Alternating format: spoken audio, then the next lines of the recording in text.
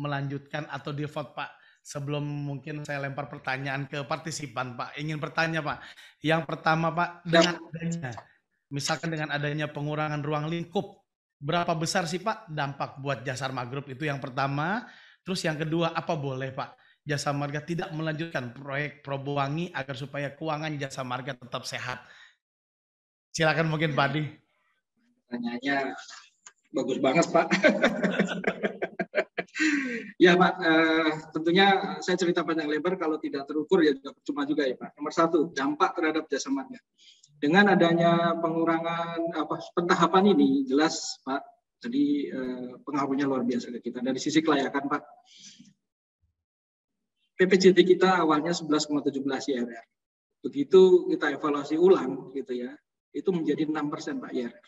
Proyek mana dengan 6% akan jalan? Pasti nggak jalan.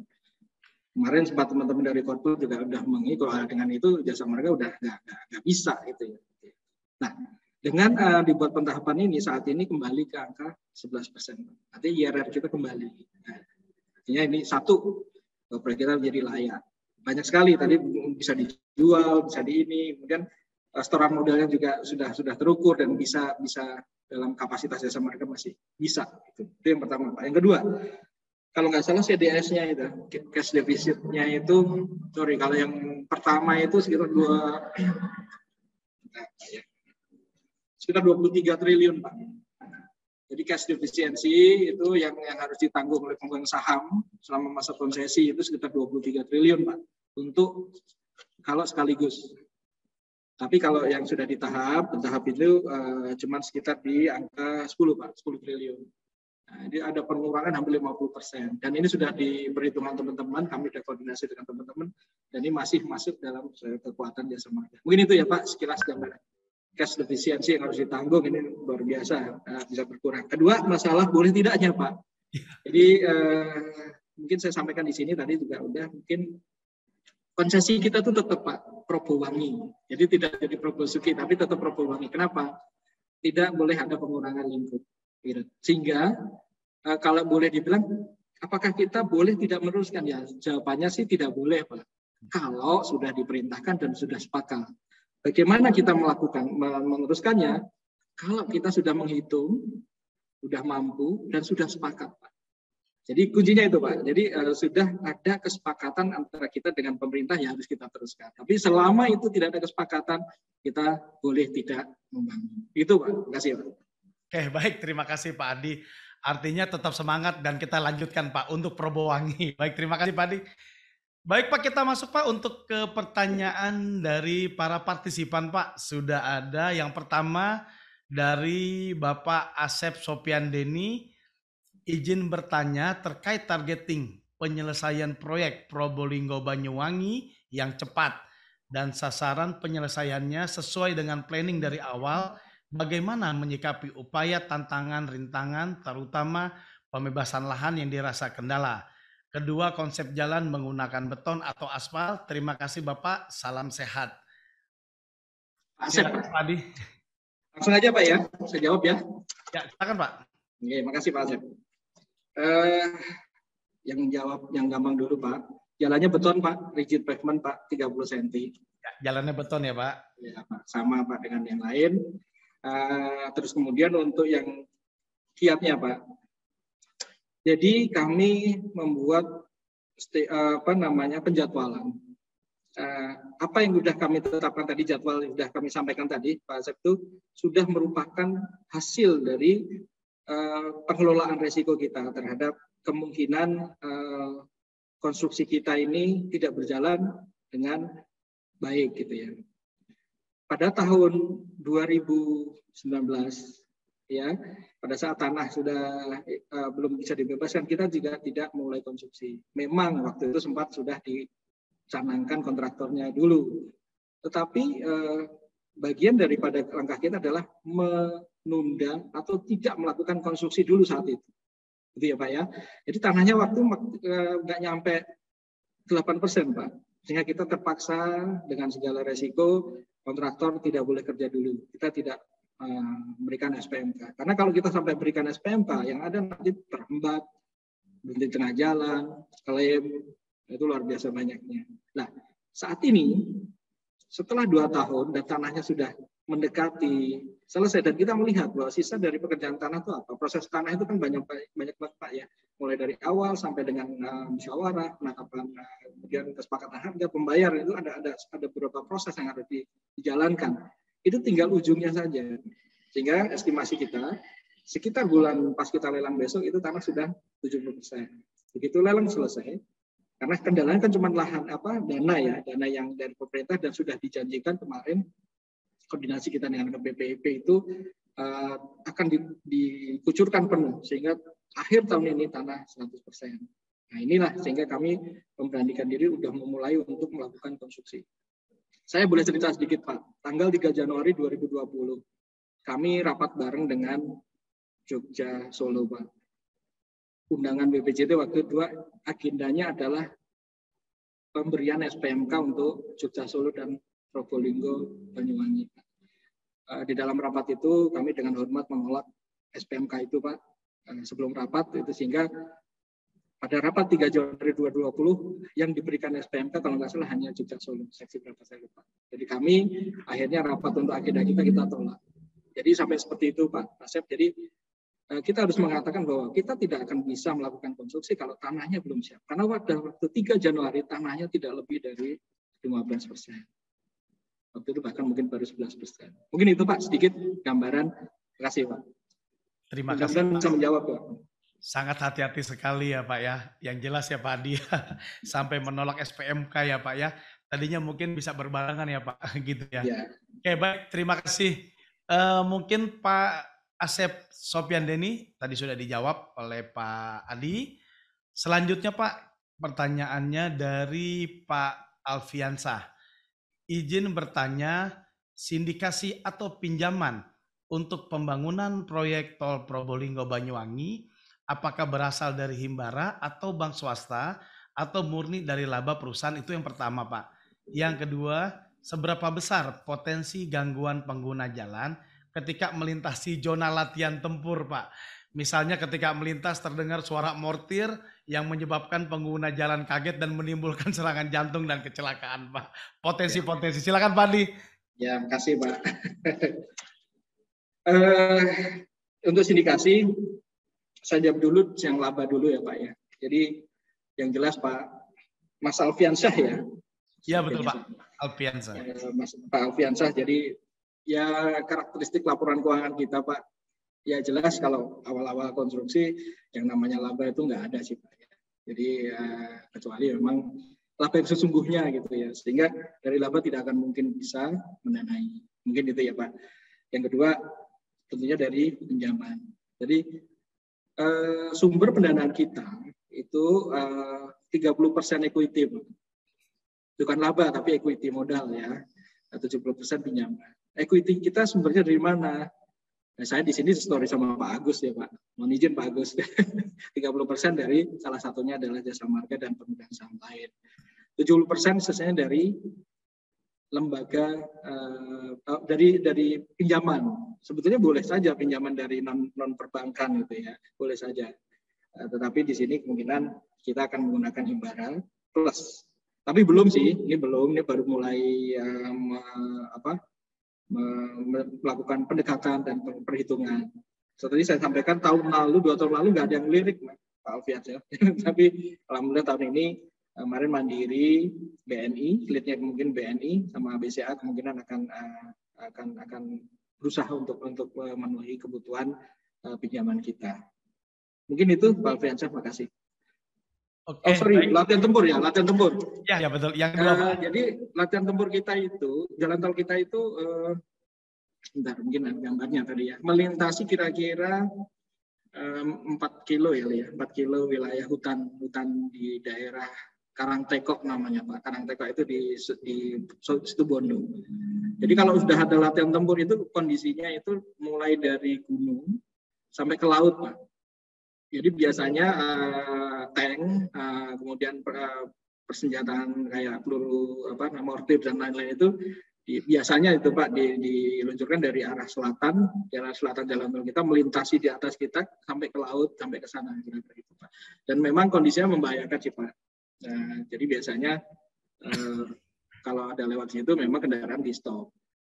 Saat ini sih arteri juga lewat situ, tapi memang tol memang harus di stop. Kemarin teman-teman informasi dari teman-teman yang sudah mendengar, kalau saya belum pernah ya Pak ya, kalau pas dengar pelatihan itu suaranya ya lumayan kencang gitu, kayak perang-perang gitu.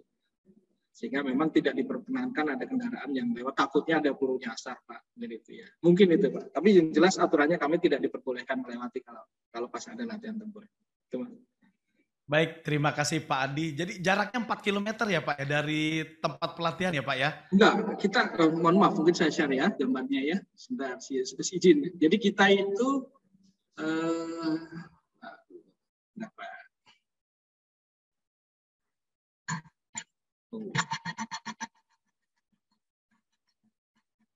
Nah, ini Pak. Ini latihan tempur ini yang zona ini Pak. Jadi tol kita itu melintas di tengahnya gitu. Latihan tempur itu dari atas Gunung Ijen itu turun ke bawah sampai ke laut. Biasanya mereka ada interaksi antara kendaraan darat sini sampai ke laut mungkin dengan di sini. Teman-teman juga ini Pak, dari laut-laut di sini tuh latihan kapal selam kita di sini Pak. Kapal selamnya Indonesia itu latihannya di salah satu di daerah-daerah ini karena memang lautnya dalam di sini. Nah, mungkin ini Pak, jadi 4 kilo itu ini dari sini melintas ke sini. Jadi pada saat ini ada aktivitas latihan tempur memang tidak diperkenankan lewat. Itu Pak Anton. Oke, baik. Terima kasih Pak Adi. Terima kasih Pak Alfian untuk pertanyaannya. Saya kira sudah cukup. Selanjutnya pertanyaan dari JTM Arya Japek dari Bu Esi. Apa kendala pada saat desain atau pembangunan, seperti apa terkait trase yang melewati Taman Nasional dan zona latihan tempur yang tadi mungkin Pak ya. Juga saat bagaimana cara pengoperasiannya pada zona latihan tempur pada saat operasional. Mungkin tadi ya Pak. Silakan Pak Adi. Ya, oke, terima kasih Bu Esi. Oke, terima kasih Bu Esi ya. Kalau latihan tempur sudah saya jawab mungkin ya. Cuma saya tambahkan di sini kita lihat ada rest area di STA 108600A dan yang B ya Pak Ibu di sini ya.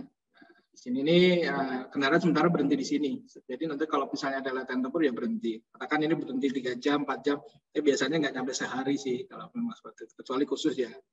Itu memang hajatnya dari TNI, kita yang ngikutin saja kira-kira gitu. Jadi memang kalau pas latihan tempur belum pernah sih karena jalan tolnya belum jadi ya Bu, ya, tapi sudah direncanakan seperti itu. Kalau ada berhenti kira-kira gitu. Jadi kendala kita kedua yang pertama kendala mengenai desain. Tadi saya sampaikan satu pertama adalah desain kita yang kita terima itu adalah basic design produk dari PUPR yang kelihatannya dibuat dengan cepat sehingga pada saat kita melakukan setelah kita turun gitu ya mungkin kalau titik surveinya basic design itu mungkin 200 meteran kali ya. Begitu kita turun sejengkal demi sejengkal ketemu ini ada kali, oh ini ada saluran, oh ada sungai, oh ini ada lembah gitu. Tadi ternyata perubahannya luar biasa. Jadi desain kita, teman-teman kita effortnya melakukan desain itu sangat berat gitu. Ternyata kok basic desainnya kok melesetnya banyak banget ya. Tadinya enak aja bangunannya cuma sekian, jembatan cuma sekian, ternyata begitu sudah diturunkan tim kita ya jadi banyak. Kira-kira itu yang nah, itu dari basic design kepada RTA. Nah, kemudian untuk masalah desain di baluran, jujur sama basic design kita di situ at grade atau di atas tanah. Nah, begitu ada permintaan dari pengampu wilayah penguasa dari Nasional Baluran itu kan dari KLHK ya. Di situ ada Taman Nasional, kepala balainya minta bahwa untuk perlintasan satwa tidak boleh diganggu sehingga harus elevated. Nah, ini menjadi kendala buat kita dan sampai saat ini belum putus. WC teman-teman semuanya. Jujur kalau industri elevated kita jatuh lah kira-kira kelayakan kita semakin berat ya. Karena 20 kilo kalikan biaya elevated sekarang kan luar biasa banyaknya itu ya bisa 250 miliar per kilometer ya sangat berat buat kita. Jadi saat ini masih diproses. Kami berharap bahwa minta cuma disiapkan beberapa titik perlintasan saja nantinya. Jadi kita berharap bahwa desain ini kita selesaikan. Masalah siapa yang bangun, apakah kita suatu saat nanti atau orang lain, yang penting desain kita siapkan, karena itu sudah masuk daripada lingkup BPJT kita. Itu kira-kira di Baluran. Terus ada lagi nggak ya tadi ya? Nah, mungkin itu yang bisa menjawab Bu Esi ya. Oke, baik. Terima kasih Pak Adi, terima kasih Bu Esi. Sudah dijawab secara lengkap oleh Pak Adi. Izin Pak, satu pertanyaan lagi Pak dari Pak Danang. Mungkin Siap. panitia untuk bantu untuk di spotlight Pak Danang. Saya kalau dengar kata Pak Danang deg-degan kayak kepala BPJT. Ya, silakan Pak Danang untuk bisa langsung komunikasi dengan. Saya matikan dulu share screen-nya ya. Sebentar. Oke. Monggo silakan Pak.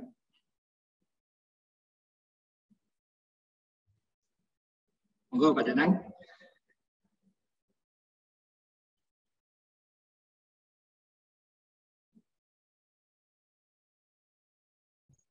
Oke.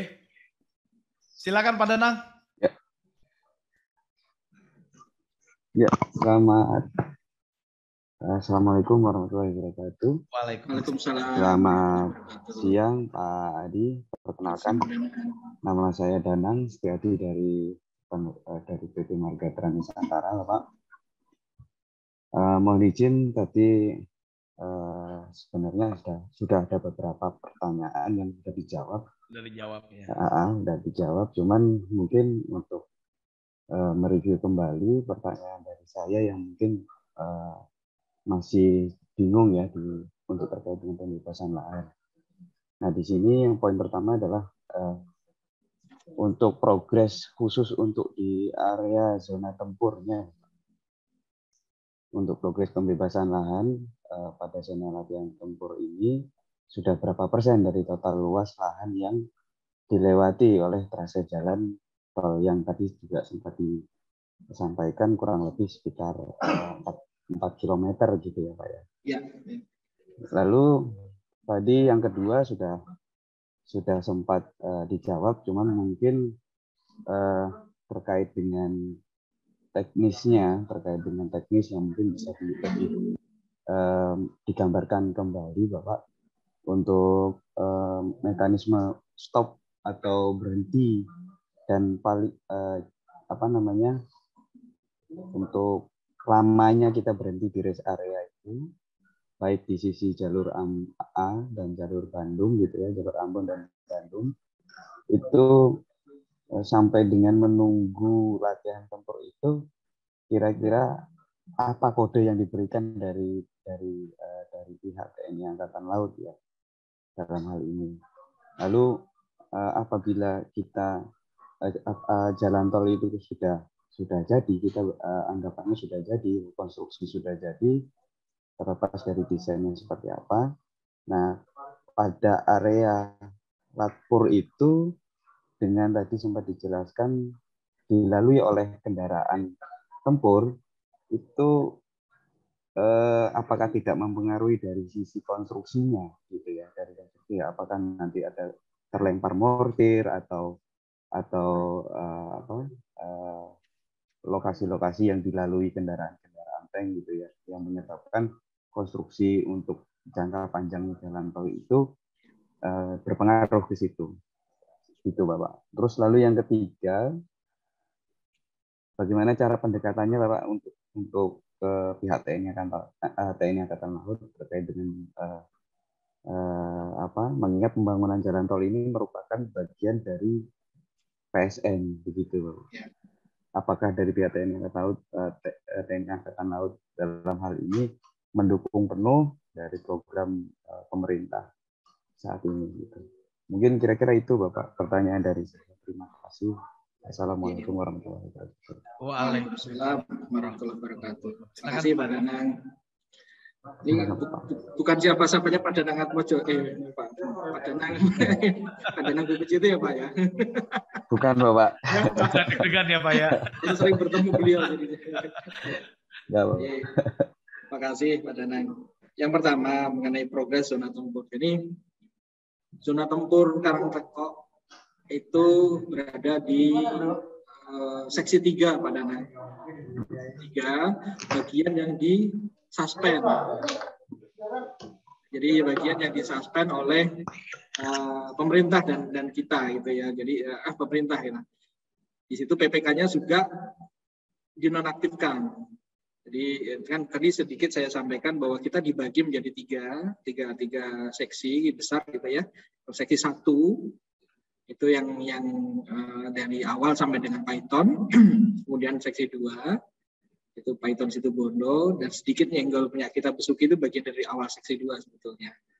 Dan seksi 3, seksi 3 itu mulai dari Bajulmati sampai Banyuwangi. Mohon maaf, yang tempur ini masuk ke seksi 2, tetapi bagian daripada yang tidak dibebaskan. Itu Pak Danang. Jadi dia berada kira-kira 60 atau 70 km sebelah timur Besuki. Dan kita cuma sampai Besuki ya. Jadi ini ya bagian daripada yang tidak dibebaskan saat ini. Gitu. Dan juga berada di luar skop PPJT kita saat ini, timingnya. Gitu. Jadi memang ini masih 0%. Waktu itu masih belum proses. Begitu sekarang COVID-nya sudah jalan, ya yang diutamakan adalah yang saat ini mau kita konstruksi, yaitu sampai Besuki. Mungkin itu Pak, 0% ya. Terus kemudian kalau masalah operasional, jujur sih Pak, ini sebetulnya ini kan pengalaman pertama juga buat mungkin seluruh tol ya, belum pernah ada ya gitu juga. Dari sisi operasional memang kami sendiri juga belum tahu gitu ya. Cuman kalau yang kami terima informasi, kebetulan itu saya masuk ini dari senior saya nih, ini Pak Haridom dulu nih yang koordinasi nih. Saya masuk sudah selesai, sudah ditetapkan tidak terowongan gitu ya, tapi sudah melewati yang konstruksi biasa. Jadi kalau mekanisme operasional saya sendiri juga belum bisa membayangkan Pak. Tapi jelas informasinya secara garis besar itu Pak. Kalau mau ada latihan tempur, itu biasanya sosialisasi, Pak. Ada sosialisasi. Tentunya sosialisasi itu kan harus disupport mungkin dari perhubungan, terkait ya bina marga, termasuk pihak tol sendiri tentunya, Pak. Dan mungkin kondisi saat ini di sana itu sebetulnya juga selain tol kita, arteri juga ngelewatin, Pak. Jadi Bapak kalau misalnya naik mobil dari Probolinggo mau ke Banyuwangi, lewat Situbondo, Siskil Karangteko itu sebelum masuk ke Baluran, itulah zona latihan tempur Pak. Ini jalan biasa gitu ya. Saat ini juga jalan-jalan arteri biasa. Memang kalau pas ada latihan tempur dihentikan. Pada truk pada parkir lah seperti itu. Cuman juga kalau pengalaman kami juga latihan tempur itu setahun sekali paling Pak Danang. Jadi tidak bukan tempat latihan yang kayak yang tiap hari itu enggak, paling setahun sekali. Kemarin baru saja ada ya itu ya, cuma frekuensinya enggak banyak. Setelah diumumkan tentunya bayangan saya tentunya akan ditindaklanjuti dengan teman-teman operasional gitu ya, harusnya itu ya, dengan memberikan mungkin perambuan atau mungkin tanda-tanda, harusnya sih seperti itu Pak. Jujur sih Pak, ini masih di awal-awal, jadi kami juga belum tahu teknisnya operasional seperti apa. Kemudian kalau pendekatannya ini Pak, ini senior saya Pak yang sudah melakukan pendekatan waktu itu Pak Haridom Pak. Tentunya sih disupport oleh dari teman-teman PUPR kita ya. Sehingga sudah muncul, ya sudah kalau gitu dibuat rest area seperti ini. Mungkin itu Pak Danang, tadi saya sampaikan intinya bahwa sebetulnya tidak hanya tol, tapi arteri pun juga kondisinya sebelah kita seperti itu. Ya. Terima kasih, mungkin bisa menjawab. Ya, bagaimana Pak Danang? Di unmute Pak, silakan. Ya, saya kira cukup Pak. Informasi dari Pak Adi. Jadi kemungkinan masih dalam ini ya, konsep gitu ya, kemungkinan ya Pak ya. Kalau saya simpulkan. Baik Pak. Terima kasih banyak Pak penjelasannya. Sama-sama Pak.